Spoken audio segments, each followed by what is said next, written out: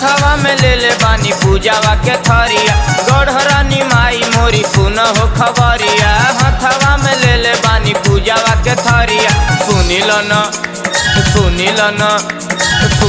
न माई हो गोहरिया, खोली दन बजर के मड़िया।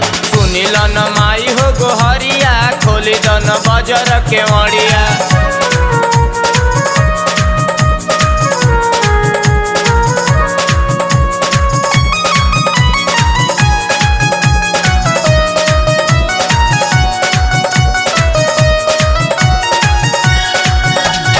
अफरा लगल बाटे अफरा पुरा द, अपन अचारवा बालक के ओढ़ा द।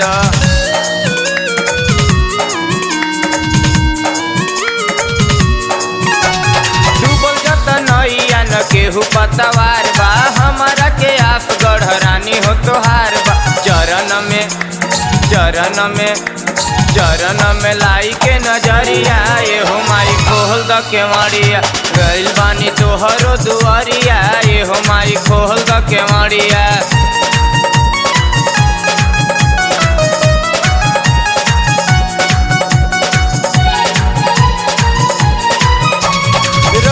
रविंदर अफरा लगाई के, थकल दिनेश यौ दीपक गोहराई के।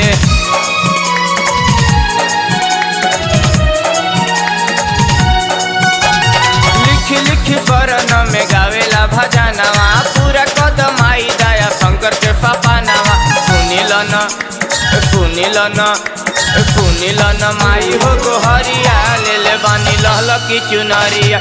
सुनिल न माई हो गोहरिया, खोली दन बजर के मड़िया। सुनिल न माई हो गोहरिया, खोली दन बजर के मड़िया।